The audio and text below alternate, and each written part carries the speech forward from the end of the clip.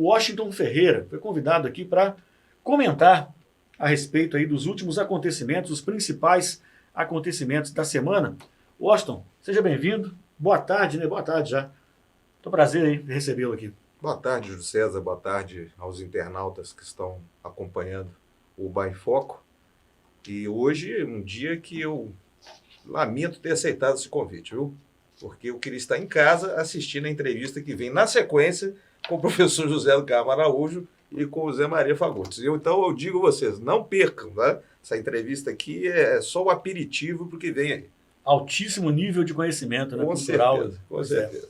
Washington, você vai poder assistir, vai ter o privilégio de assistir aqui, né, em loco a devido entrevista. a compromissos anteriormente assumidos, só vou assistir mais tarde. Então, beleza. Bom, vou comentar alguns assuntos aqui, né, que foram destaques aí na semana. Nós tivemos a reunião da Câmara Municipal na última segunda-feira, mais uma vez um pedido de vista naquele projeto que visa a troca de terrenos, sugere uma troca de terrenos da Prefeitura. Eu gostaria da sua opinião a respeito aí, tanto do projeto quanto de mais um pedido de vista, o segundo. Olha, Júlio César, fica difícil emitir uma opinião, porque bem antes da pandemia, né, se alastrar pela cidade de Ubar do jeito que se alastrou, a Câmara Municipal já havia barrado a minha presença. Como de resto, a presença do público, né? É hoje um órgão público, um poder que está totalmente impermeável à população de Ubar. A transmissão da Câmara não acontece mais, logicamente devido ao período eleitoral que nós estamos vivendo. O site não pode ser alimentado mais e não se pode entrar. Eu, pelo menos, não posso, né? E muito menos qualquer pessoa do povo pode entrar ali. Então, é um ambiente propício, né? Principalmente em último ano de mandato, né?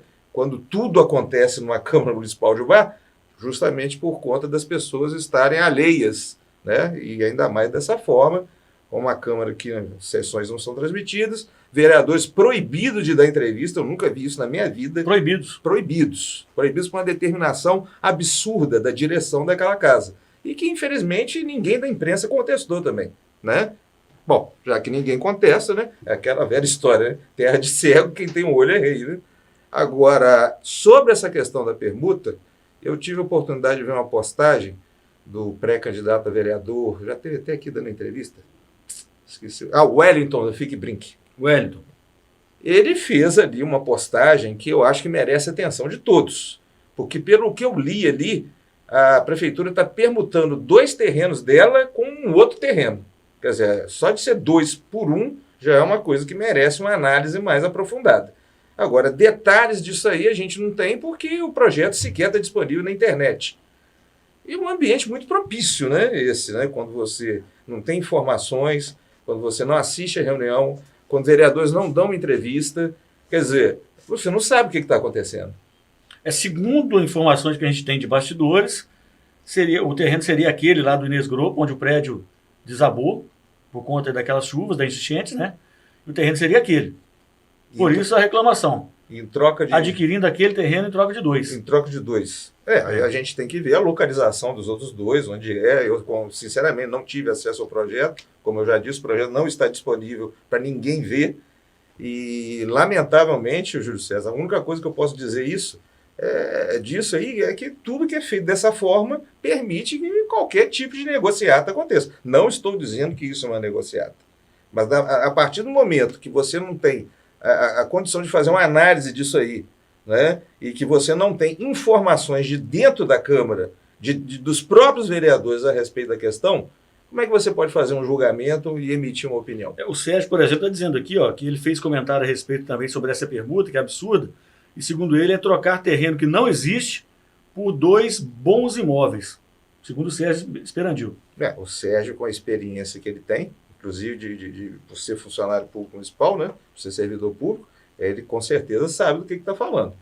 E aí eu creio que caberia à imprensa, né, aprofundar isso aí.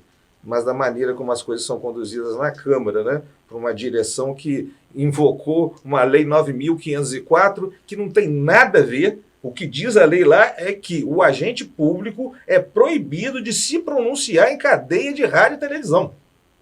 É uma coisa Que é totalmente bem diferente diferente. de você dar uma entrevista para um órgão de imprensa sobre uma proposta que está sendo objeto de trâmite de análise entre os vereadores. Bom, quem cobre a Câmara comprou essa versão, se ficou satisfeito com essa versão, não entrevista o vereador, e o vereador que não fala, né? O vereador que não se expõe, ele faz o que ele quer e o que ele bem entende, né? Vamos lá, falar de novo decreto. O último, né? O último decreto, que agora pode ser que venha outro.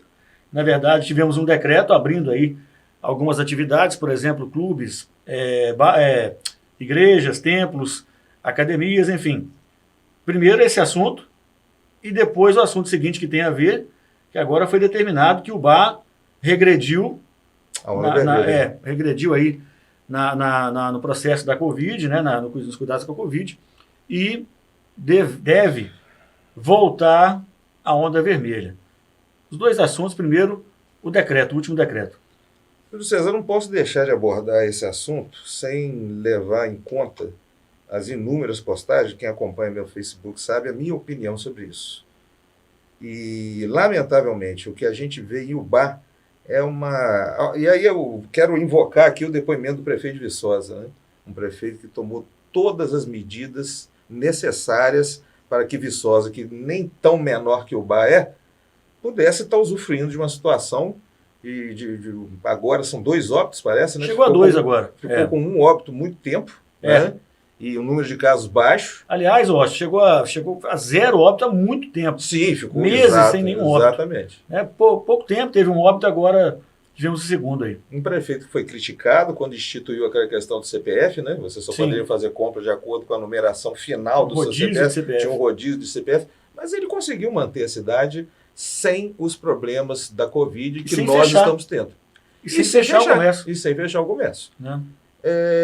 Falta inteligência, falta análise correta dos fatos. Hoje, a gente tem uma média, estamos quase com uma média de 1 morto por dia em Ubá. Tivemos 2 ontem. Ontem tivemos 2, hoje tem mais. E hoje tem outro boletim que só Deus sabe o que vem no boletim de hoje. Diante de uma situação dessa, quer dizer, o governo do Estado, então, tem que agir e fazer o bar recuar, porque a administração pública é incapaz de recuar por si própria. Quer dizer, faz um decreto, como você citou agora, liberando igrejas. Igrejas já estavam liberadas há muito tempo. Tem 3 igrejas perto da minha casa que estão funcionando. Liberado entre aspas, né? Legalizada.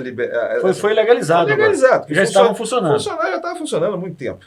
Então a gente vê que as coisas são conduzidas de uma forma muito amadora, de uma forma que não atende às reais necessidades da população. Pensa-se muito na situação do comércio, na situação da indústria, etc. Mas a saúde da população definitivamente não é levada em conta nessa equação aí que tem que ser resolvida desse problema do número cada vez maior de casos e de óbitos dentro da cidade de Ubá. Eu acho que o prefeito não precisava esperar o governo do estado determinar o recuo. Pela situação de Ubá, já era para ele ter feito isso há muito tempo. Na sua opinião, quais são as consequências dessa regressão? Olha, Júlio César, se o povo se deter e parar para pensar, e sem ter os elementos necessários, porque nem todo mundo tem acesso à mídia e nem todo mundo tem conhecimento do que está acontecendo, achar que me enlouqueceu todo mundo, né? Acabou de liberar a igreja, academia, agora vai ter que fechar tudo de novo. A forma como isso está sendo conduzido no bar, francamente, a gente fica vendo situações como o último dia 7 de setembro, essa carreata. Gente, a impressão que dá é que o bar não tem autoridade. A impressão que dá é que o bar não tem prefeitura, não tem Ministério Público, não tem Polícia Militar, não tem nada. Eu peguei uma postagem no Facebook, que eu gostaria até de ler aqui, vou pedir até a produção aí que coloca essa postagem na tela, que é a manifestação do Rodrigo Fernandes, uma pessoa que estava velando um parente morto no velório municipal na hora da carreata. Então ele diz o seguinte: manifestações com ideologias político-partidárias fazem parte do Estado democrático, mas aprendam a respeitar a dor e a tristeza de uma família quando passarem em frente à capela do velório municipal. No momento da carreata do dia 7 de setembro, a minha mãe estava chorando ao lado do caixão do meu irmão. Fomos surpreendidos pelo barulho das buzinas, das aceleradas bruscas, enfim. Defendam as suas ideias, mas tenham disciplina e consideração ao transitarem próximo ao velório aos hospitais. Não há justificativa para uma manifestação dessa forma. Se organizem melhor e respeitem os espaços que necessitam de silêncio. Caso isso não seja possível, tamanha mobilização não envolverá a coletividade. Dessa forma, não há motivo para tal finalidade. Acredito que Deus está acima de todos, mas não estamos acima de nós mesmos ao ponto de desrespeitar o próximo. E são várias manifestações iguais a essa que a gente pode presenciar no Facebook todos os dias. As famílias estão desamparadas, as pessoas estão desamparadas diante desse, vamos dizer assim, esse laissez-faire da ser-vergonhice e da falta de escrúpulos.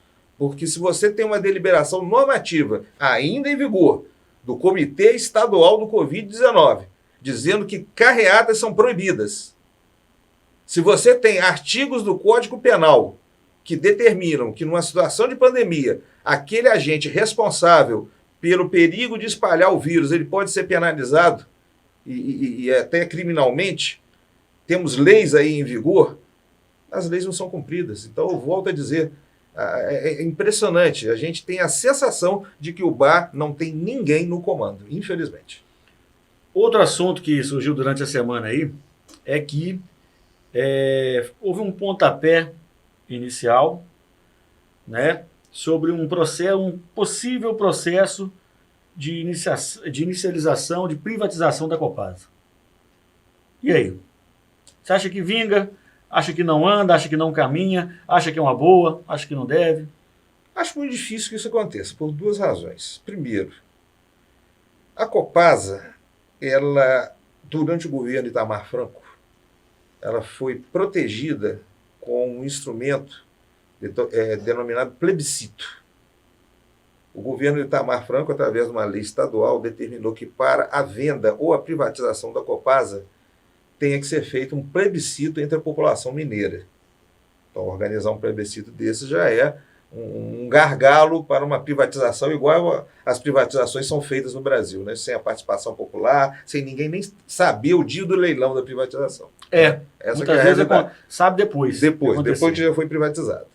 E outra coisa, diz também essa mesma legislação que se a Copasa for privatizada, se o plebiscito, né, a população determinar que a Copasa tem que ser vendida, o sistema de Belo Horizonte, que é o que gera mais recursos para a Copasa, ele vai ficar com a Prefeitura de Belo Horizonte.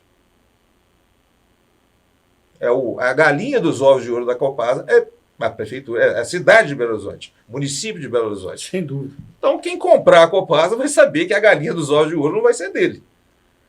Se esses dois gargalos não forem resolvidos, sinceramente, eu duvido muito que vão conseguir privatizar a Copasa. Né? Bom, eu acho que como último assunto, hoje, não sei se você tem algum aí que você queira abordar, mas entre outros que eu queria abordar, a gente lamentar esse falecimento aí da Dona Rosa, né? Sim, Dona Rosa lamentavelmente nos deixou, e principalmente deixou a família Jacó enlutada. Penso particularmente no seu Nassip, o gigante, né, como ele gostava de me tratar e como eu sempre gostei, como ele gosta, né, ainda, né, de me tratar e como eu sempre gostei de tratar o seu Nassip. Seu Nassip, um grande beijo no seu coração, a toda a família, ao doutor Antônio, enfim, aos sobrinhos, porque a perda da Dona Rosa, a gente tem que traçar um paralelo com a perda da Dona Ziza, né, falecida esposa do seu Ibrahim Jacó. E são pessoas que a gente vai perdendo e esse sentido de coletividade, de mineiridade, de cadinho de raças que o Bá tem, né? Porque são pessoas de origem libanesa, vieram para cá, seus antepassados há muito tempo atrás, e enfim, né? Deixaram aqui, assim como até hoje, deixam uma tradição de respeito, de credibilidade, uma família enorme que é a família Jacó, e todos eles estão sofrendo muito hoje. Com toda certeza, eu gostaria de deixar aqui meus sinceros sentimentos de pesar e que Deus possa confortar essa família nessa hora tão difícil, né, como é hoje. Né? Sem dúvida nenhuma. Algum outro assunto para a gente abordar hoje? Olha, Júlio César, eu quero agradecer esse convite porque é a oportunidade que a gente tem de se manifestar num órgão livre, como é o órgão de vocês. A Web TV UAI, o jornal UBA em Foco, tem se caracterizado por essa democracia, né, que ouvir todas as vozes, dá voz a todos. E eu quero dizer a vocês que isso muito me sensibiliza, porque ao longo da história da mídia em Ubar, a gente viu momentos assim muito tristes, particularmente de 10, 15 anos para cá. Eu gostaria de lembrar particularmente o momento que nós vivemos nas eleições de 2008, quando eu, sozinho, insisti para que os veículos de comunicação da cidade pudessem realizar entrevistas, debates com os candidatos a prefeito da época. E, infelizmente, fiquei sozinho nessa briga e acabei pagando as consequências disso, né? Todo mundo sabe o que aconteceu naquele fatídico ano de 2008. E de lá para cá, infelizmente, a mídia só veio caindo dentro da sua capacidade de análise dos fatos, de noticiar com veracidade as questões e de proporcionar informação de qualidade para as pessoas. Vocês estão na contramão disso aí. Parabéns a vocês estão fazendo um belíssimo trabalho. E toda vez que vocês convidarem, eu vou estar aqui à disposição. Eu quero encerrar isso rápido, porque eu quero dar um jeito de ir para casa para assistir poder assistir o José Maria Fagundes e o professor José do Carmo Araújo, que com certeza aguardem aí uma entrevista, mais uma, né? Imperdível. Muito obrigado, Washington. Próxima semana aí, vamos convidar você mais uma vez para comentar os próximos assuntos importantes da nossa cidade e também da região.